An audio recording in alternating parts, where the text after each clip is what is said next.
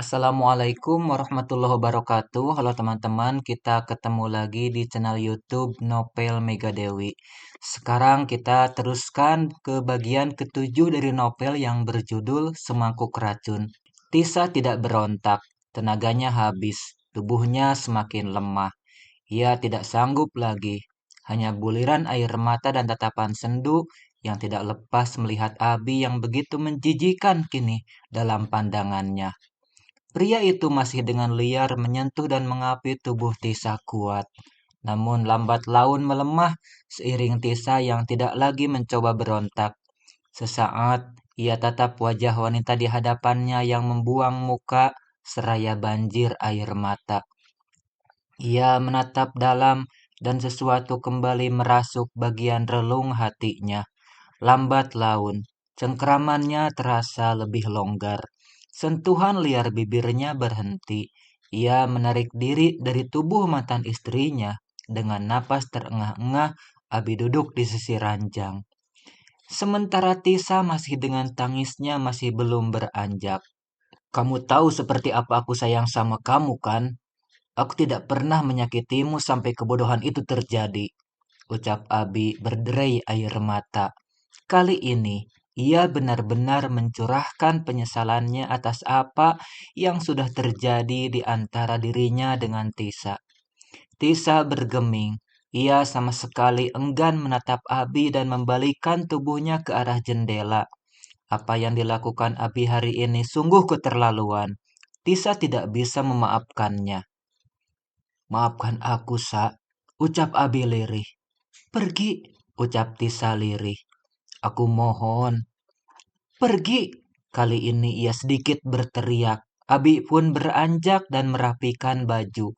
Sebelum benar-benar pergi, ia sempat melihat ke arah Tisa yang masih memunggunginya. Tidak berapa lama, Abi pun berlalu. Wanita itu menangis terseduh-seduh.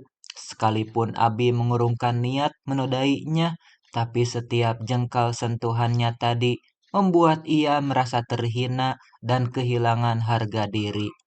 Lama sekali ia membenamkan diri di ranjang itu dengan tangisan tanpa henti.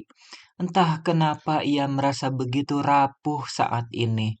Rentetan peristiwa pahit dan kelam kembali berputar di otaknya bak sebuah film, pilu dan menyakitkan, hingga sebuah salam terdengar. Assalamualaikum. Tisa mengenali suara itu, tapi enggan beranjak atau menemui siapapun saat ini. Apalagi harus menemui Dipta dengan kondisi sehancur ini. Sementara Dipta mencoba kembali mengetuk pintu dan mengucap salam. Masih tidak ada jawaban, ia pun merasa sedikit aneh karena posisi pintu yang sedikit terbuka. Kalau tidak ada orang, pasti terkunci. Sementara bila di dalam ada orang, tidak mungkin ketukan dan salamnya tidak terdengar. Dipta merasa ada yang aneh. Dengan sedikit ragu, ia membuka pintu lebih lebar dan masuk ke dalam.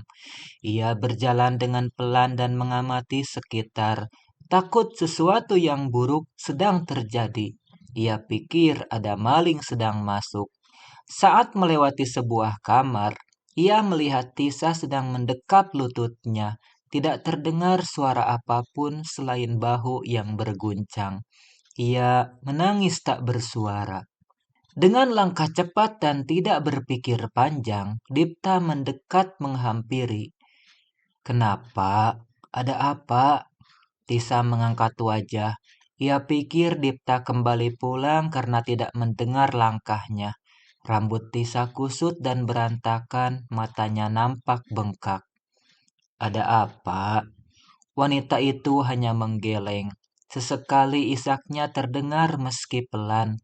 Dipta memang sengaja datang untuk memberikan vitamin dan obat.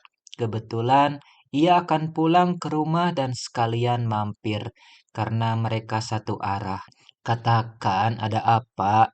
Dipta sedikit menekankan nada bicaranya dan memaksa. Tisa mengatur napas dan menyeka air matanya. Tidak apa-apa, Mas. Tiba-tiba saja ingin menangis. Tidak mungkin ia bercerita hal seperti ini kepada atasannya. Ini terlalu memalukan. Bahkan ia pun jijik bila ingat kejadian tadi. Aku membawakan obat dan vitamin. Maaf sudah lancang masuk ke rumah bahkan ke kamar kamu. Tadi pintu terbuka. Aku kira ada maling. Ucap Dipta seraya beranjak. Gak apa-apa, balas Tisa memaksakan tersenyum. Setelah itu Dipta pamit keluar dan menunggu di ruang tamu. Tisa merapikan rambutnya dan setelah itu ikut beranjak. Ia membawakan segelas teh kepada Dipta. Dadanya masih terasa begitu sesak. Silakan diminum, Mas. Maaf, tidak ada apa-apa. Tidak perlu repot-repot. Gimana keadaanmu sekarang? Sudah membaik. Demamnya sudah turun. Tidak perlu memaksakan masuk kerja bila belum benar-benar stabil. Tisa mengangguk pelan. Aura sedih di wajahnya memancar begitu kuat. Kamu yakin tidak akan bercerita apa yang terjadi? Siapa tahu aku bisa membantumu. Tisa menggeleng kepala. Aku malu. Aku tidak akan memaksa, tapi apapun yang kamu ceritakan, itu tidak akan mengubah cara pandangku terhadap kamu.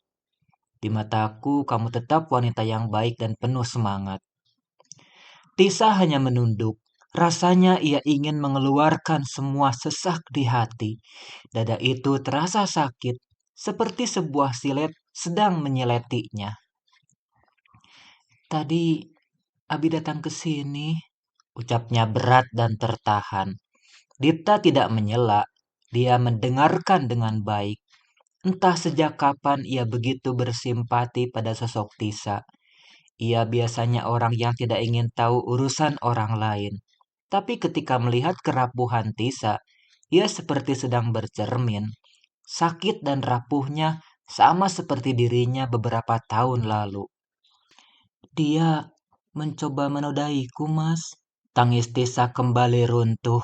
Ia menyembunyikan wajahnya dengan kedua tangan. Tangan Dipta mengepal.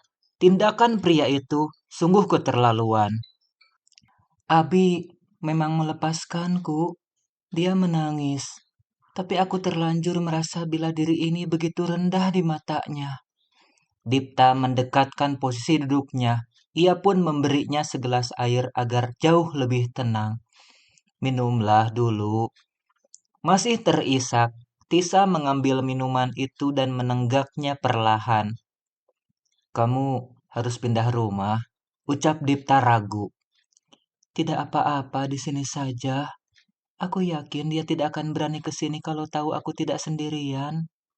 Kamu yakin? Tisa mengangguk pelan. Ibu pulang jam berapa?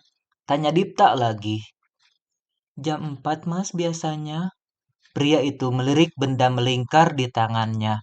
Waktu sudah menunjukkan pukul 2. Aku akan tetap di sini sampai ibu datang. Jangan, Mas. Di toko juga pasti banyak kerjaan. Tisa merasa tidak enak. Ada trio kuek-kuek di sana, pasti aman. Tisa tersenyum tipis.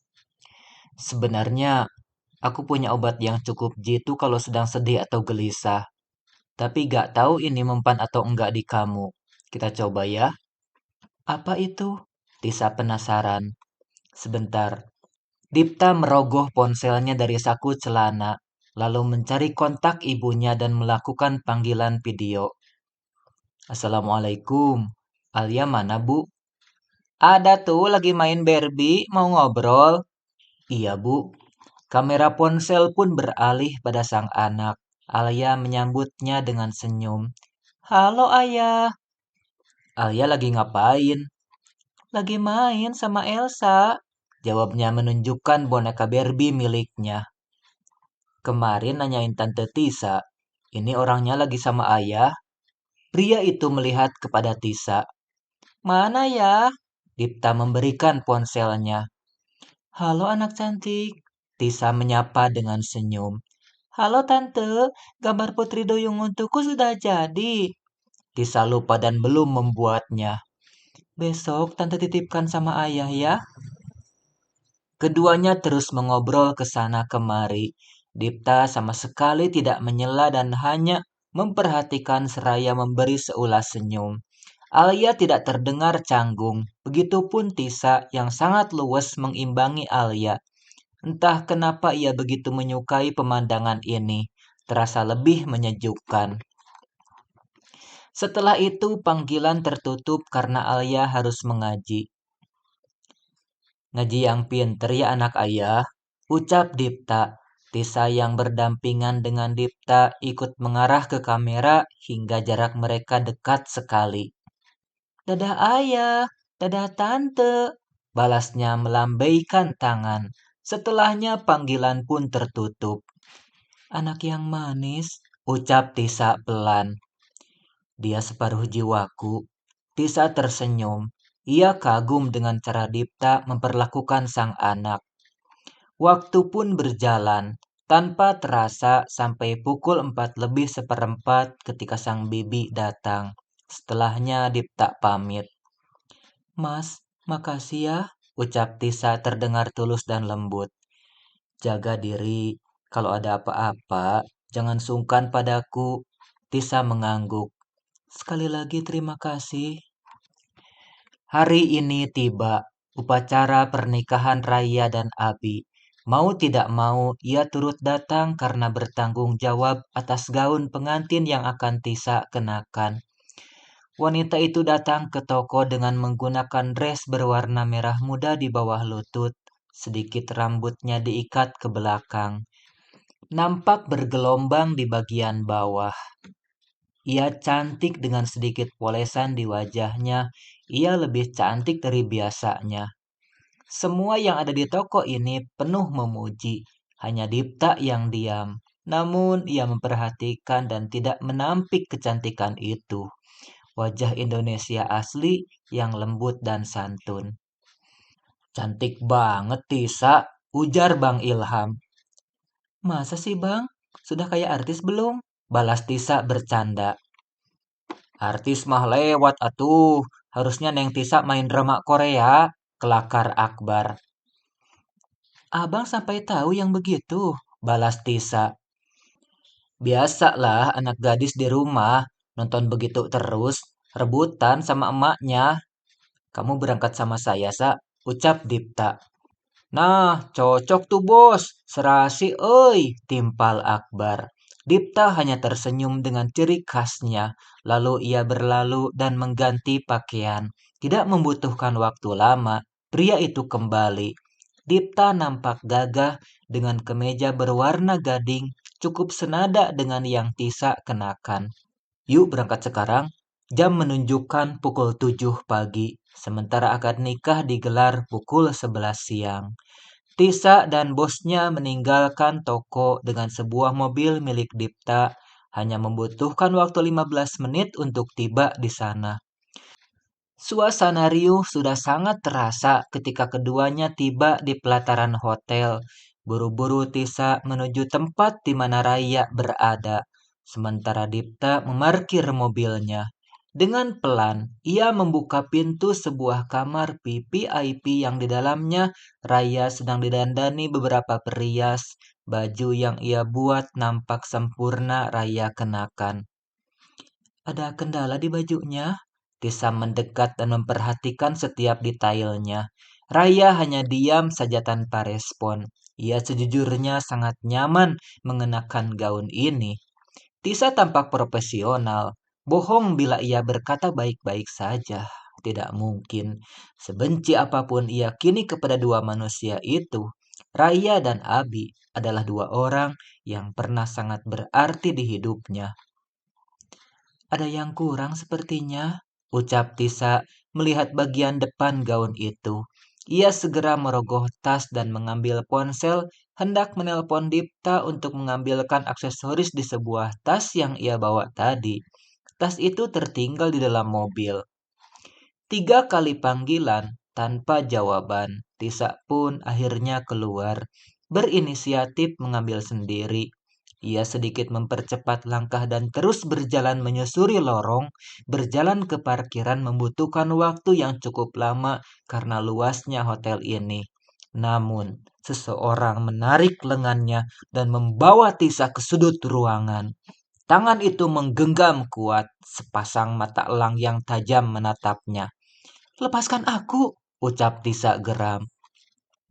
Abi menyandarkan tubuh Tisa ke tembok dengan cengkraman yang kuat. "Aku akan membatalkan pernikahan ini andai kamu memintanya." "Aku sudah tidak peduli tentang kamu atau apapun yang berurusan tentang hidup kamu." "Apa yang kurang dariku? Aku punya segalanya, Tisa. Bahkan jauh lebih dibanding saat kita dulu bersama." "Iya, betul. Kamu bisa melakukan hal apapun dengan uang kamu." Tisa membalas tatapannya tajam. "Aku juga pernah bahagia saat kamu tidak punya segalanya. Tapi sekarang, aku benar-benar benci dan jijik padamu." Kehilangan kendali, Tisa sedikit meludah. Tindakan itu membuat Abi sangat tersinggung. Tanpa pikir panjang, ia kembali berusaha menodai Tisa dengan mencoba melumat bibirnya liar. Tapi Tisa berhasil menghindar dan berontak. "Abi!" Sebuah teriakan membuat Abi terdiam. Jarak beberapa meter dari sana, Raya sudah berdiri dengan raut wajah yang tidak bisa dijelaskan. Bukan hanya Raya, ada Dipta juga di belakangnya. Buru-buru Abi melepaskan cengkraman Tisa dengan wajah yang merah. Bersambung.